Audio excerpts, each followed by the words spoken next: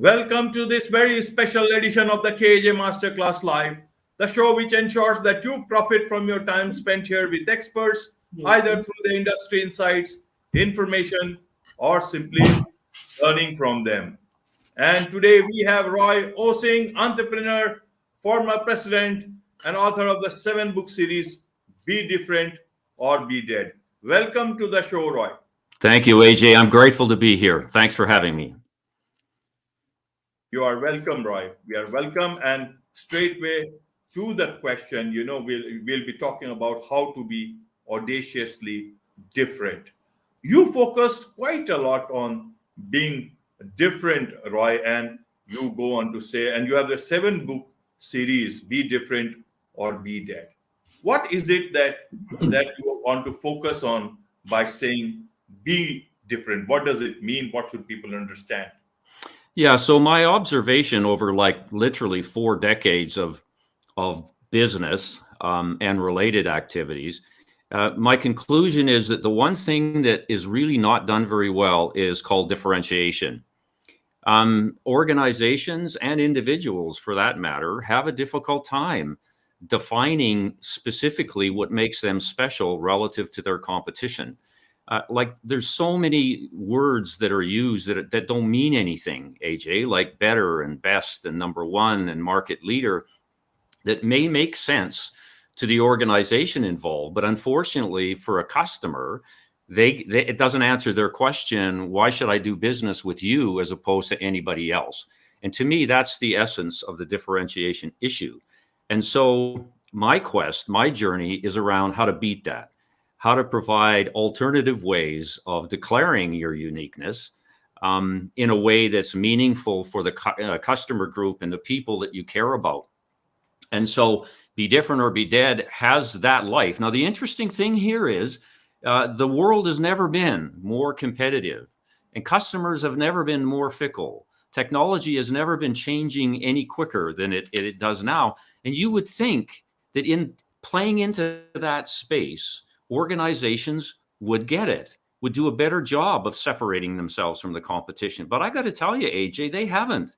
They haven't learned. They continue to follow what I would call textbook claptrap, which is around marketing 101 differentiation that is not meaningful. And it makes it really difficult for customers to make informed decisions. And so what I'm trying to do is change the conversation from being better and best to being the only one that does what you do. And I've had to create my own solution to that kind of like conundrum that we're in right now in terms of differentiation. Right, right. Is it now, if we look at 2023, and so many changes are happening by themselves, either in product, service, and even from the employee point of view, the great resignation, and from the leadership point of view, where people are wanting leaders to be more humane, more enlightened.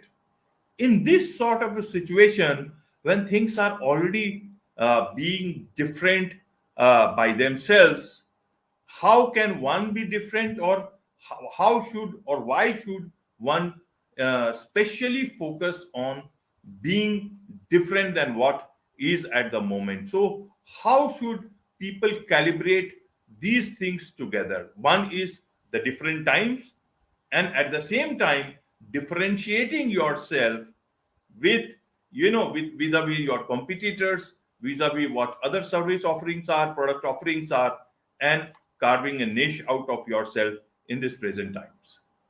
Yeah, so it's a very good question.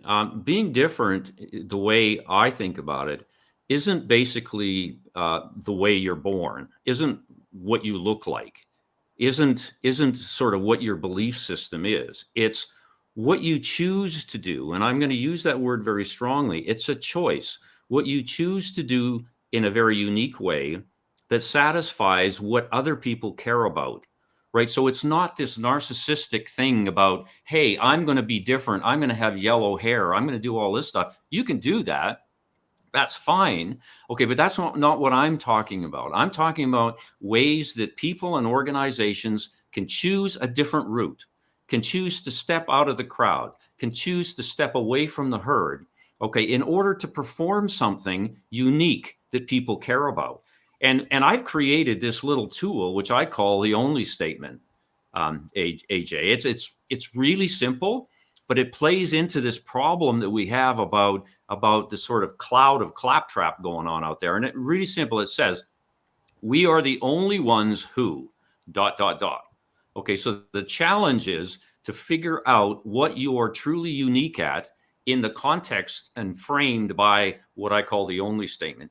It's exceedingly powerful. It doesn't talk about better and best. It talks about only. And so people, and this is what I encourage my clients when we do workshops on this and strategy sessions, is we seek to define their uniqueness within the only statement in a very, very granular way, so that when they speak to a client, when they speak to a customer, when they speak to a colleague, when they speak to a potential boss, okay, about why they should get hired, for example, they speak in very, very clear, distinctive terms. The only statement can be measured. It's binary. It either exists or it doesn't, right? It's not clouded in the mystique and the aspirational notion of we want to save the planet. Okay, that's a laudable goal, but in terms of competitive differentiation, as you know, it really serves very little to answer the question. And so the journey, okay, is to first of all put aside, in a way, all the stuff that we've learned about differentiation, because what I'm talking about has no classic textbook foundation. The only foundation it has is 4 decades of experience from a guy who took a startup to $1 billion in sales. And so I can say to you and your audience, right, if you were to try this stuff, and I'm here to help, for heaven's sakes, if you try this, I guarantee it will work. How can I say that? It worked for me because I drove up an organization to $1 billion by using this principle. So that's kind of a snapshot of the route that I would go. Right. Now talking about billion in sales, Roy, is that how do you again calibrate it with being different? Because if you try to be different, then it will take a lot of time to build something. Not every different thing has a market in itself. So, and when we talk about, new product or different product, or in terms of startups, then everybody tries to say that, okay, we are bringing the solution that everybody was looking for. So, and a lot of people may not be convinced with just being different in that manner. They want to be different in the way you created billion in sales. How do you do that? How do you start with an idea and then know that it will serve both the purposes, sales as well as, being different? You feel somewhere satisfied about what you are doing. Well, the first thing I ask startup CEOs is, how is your idea different from everything else out there? Because most of them aren't. Okay. And that's why the mortality rate on new businesses is so dreadful. Like literally 50% of them are done in 36 months. Well, one of the basic reasons for that, AJ, is that they are not different. Okay. They're technology based. They're product pushed in terms of mentality.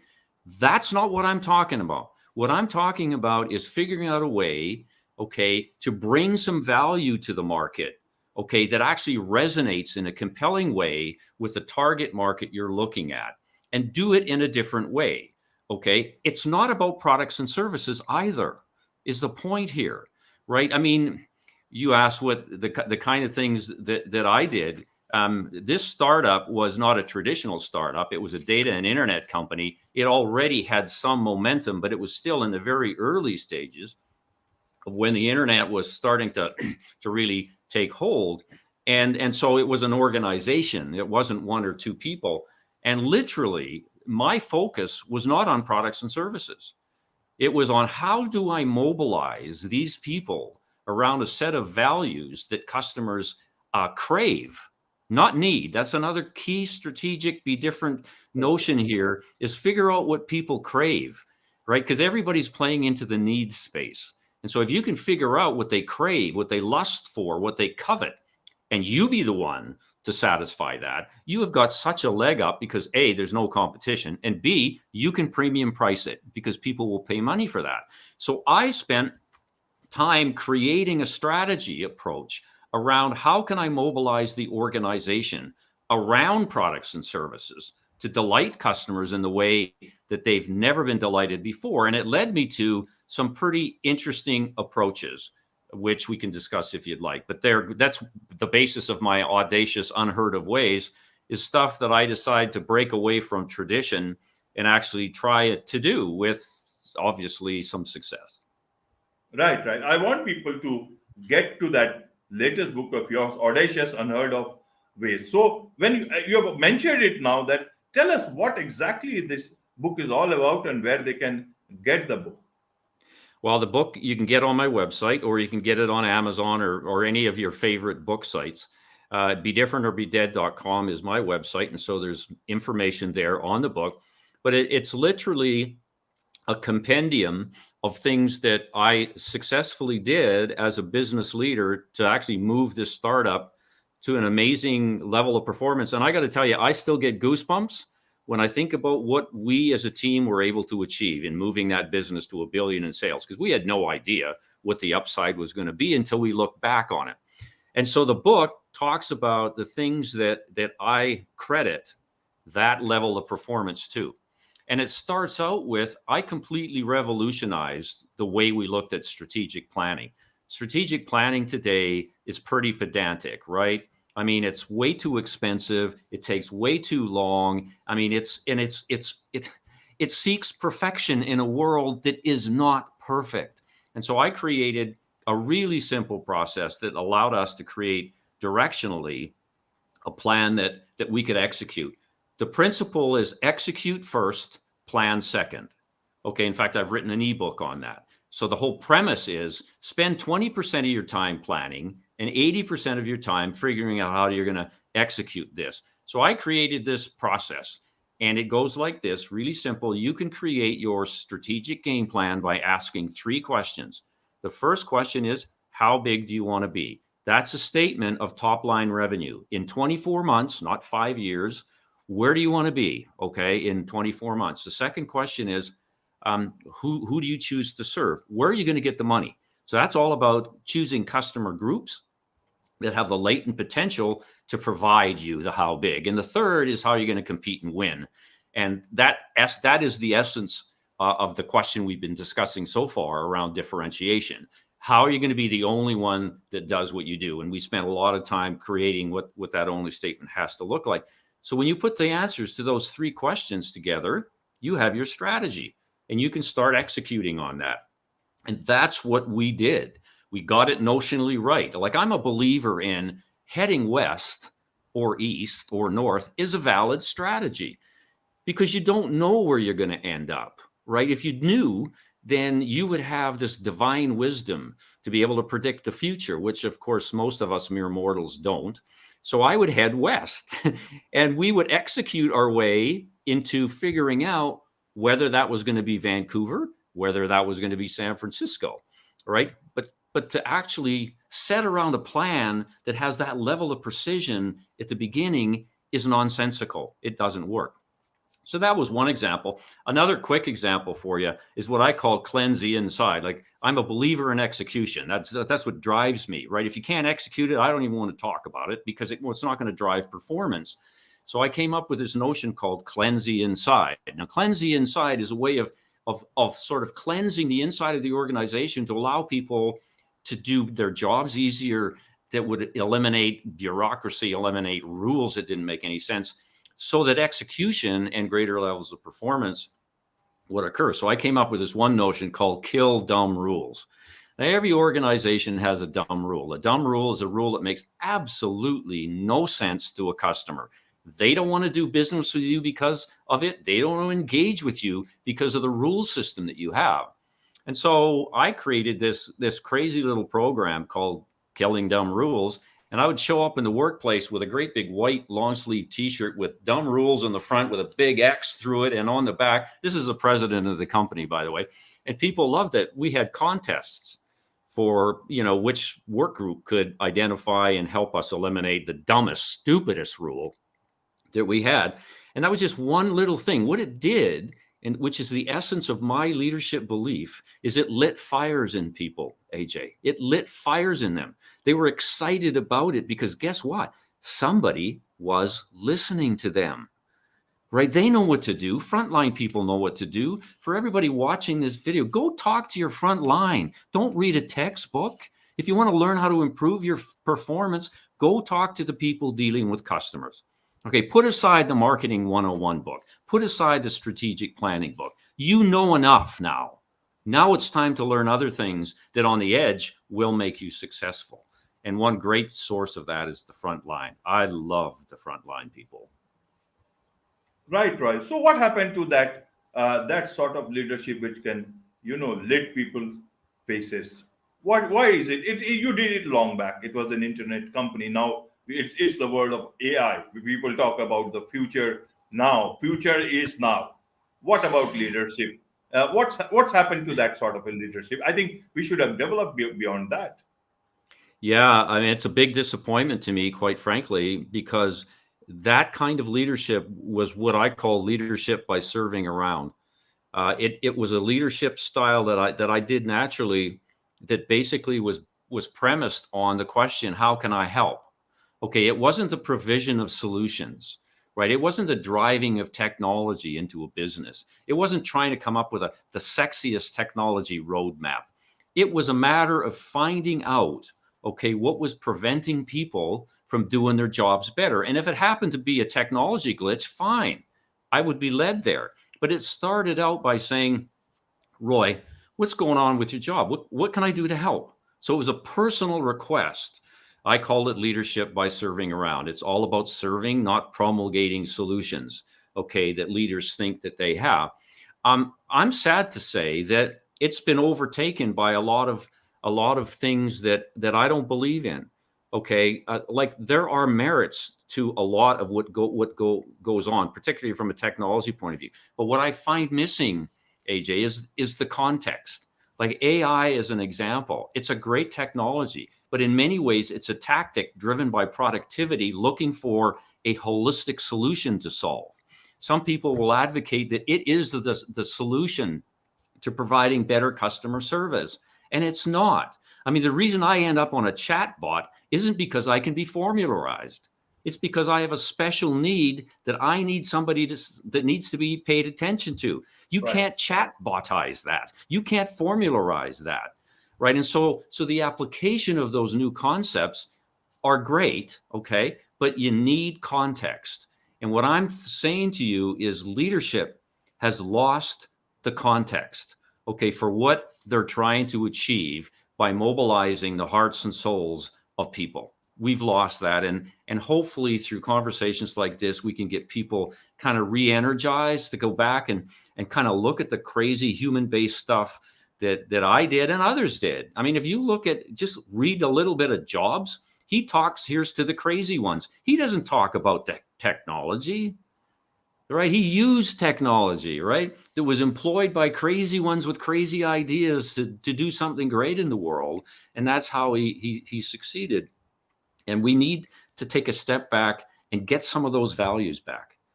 If, in my humble opinion, if we're to make some significant progress and get performance back in organizations to where it needs to go, because it's struggling. Right. Then what does it all take in today's time to be an audacious leader, to be a different leader, somebody who with a heart, somebody who can light up people's faces? Well, to me, the key notion behind Audacious is to have this whole be different ethic running through your blood, your veins. Okay, so that you look at the world and ask the question whenever you're given a challenge: how can I do this differently? How can I do this in a way that will surprise people? How can I do this in a way that nobody else has thought of? I mean, one of the things you have to do is you got to put away copying. You can't keep Googling people to find out what other people are doing and copying them under the guise of innovation. And so much of that is going on right now. When we're asked to do something, we run to our computers, we Google it, we find out what others are doing, and we copy it. To be different, you need to put the copying mechanism in your back pocket, my friend, and never bring it out again.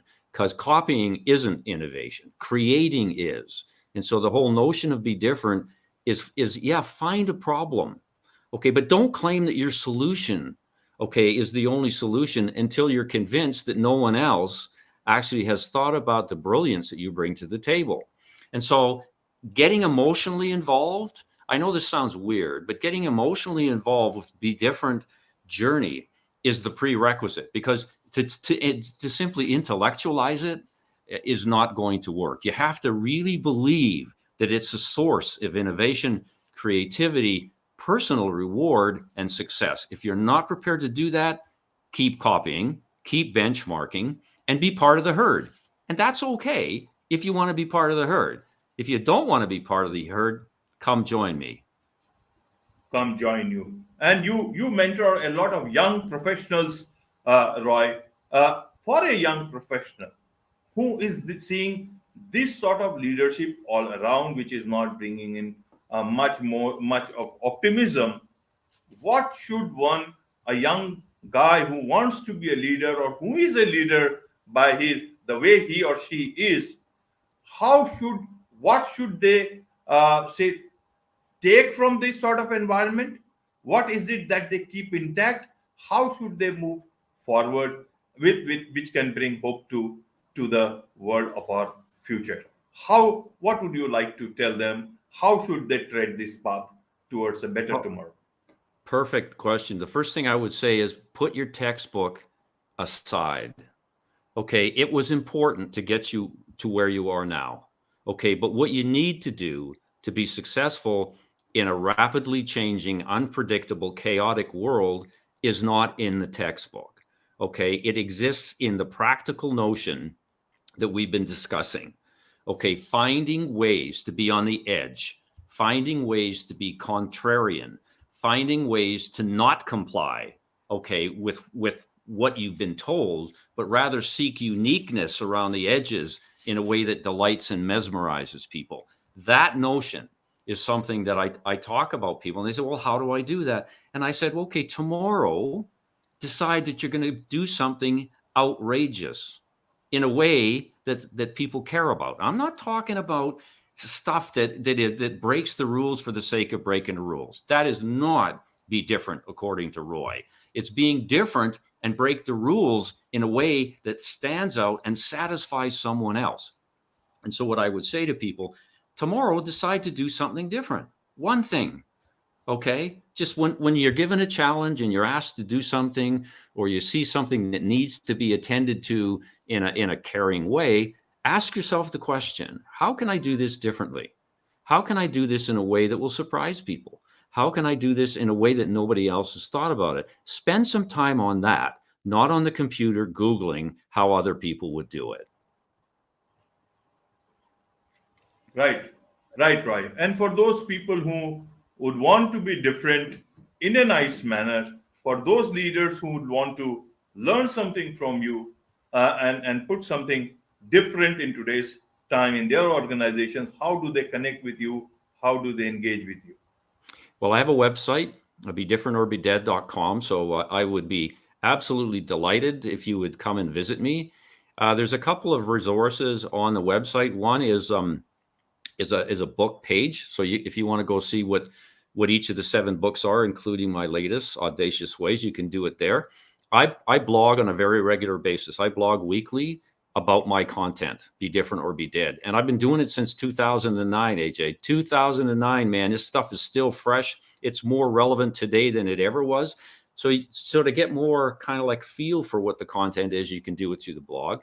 But thirdly, I got an email, and it's roy.osing@gmail.com. And I'd be delighted to be able to connect with each and every one of you out there to talk about this stuff, to help you.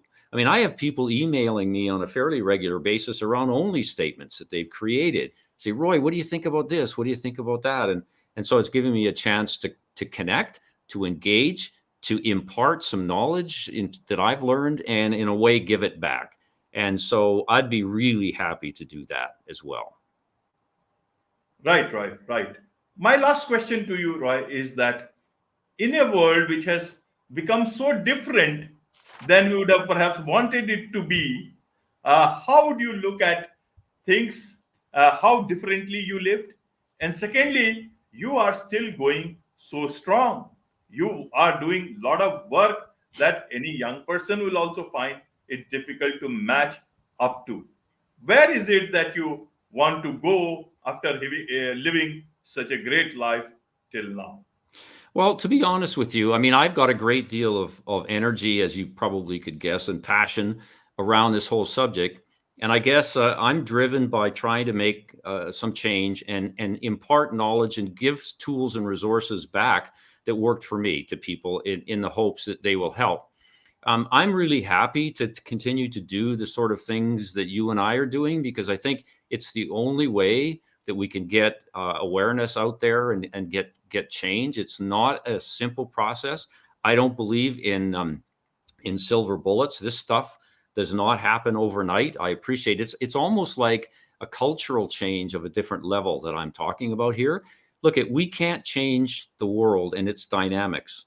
Okay, we can't. We can't change the rate of pace. We can't change the rate of technology development. We can try and influence it and be a part of it, but to actually think you're going to be able to change all of that unpredictability, all that chaos is crazy. So I'm driven by trying to help find a way to maneuver through it in a very successful way. Be different or be dead is all about that. It's saying when you go into the vortex, right, of the storm, what are the tools that are available that can help you be successful? What I've discovered is that being different is the key thing, and it's a big void. Nobody, I'm the only one, AJ, the only one that's talking about it this way, which is a shame. I'm trying to change that. I don't want to die, right, with the legacy of being the only one that talks about be different or be dead. That wouldn't be success to me. What would be successful is to see a movement created. Okay. So you look out there in the world today and look at all of the narratives going on out there. Some are interesting, some are not so much interesting, right? But there's splinter groups forming themselves around ideals all over the world. I would love to see one of those splinter groups start around be different or be dead. And let's take this thing, okay, and make it matter and make the changes in a chaotic world that we're able to make. Otherwise, I'm fearful. Quite frankly, I'm fearful. Right, right. However fearful you may sound at this moment, Roy, I can certainly tell you your work is full of optimism. The way you are, mentoring young professionals, I'm sure that different is not very far away, because that's the only way we can go forward. With this, it's a wrap on this very special edition of the KAJ Masterclass Live. Thank you so much indeed for joining us.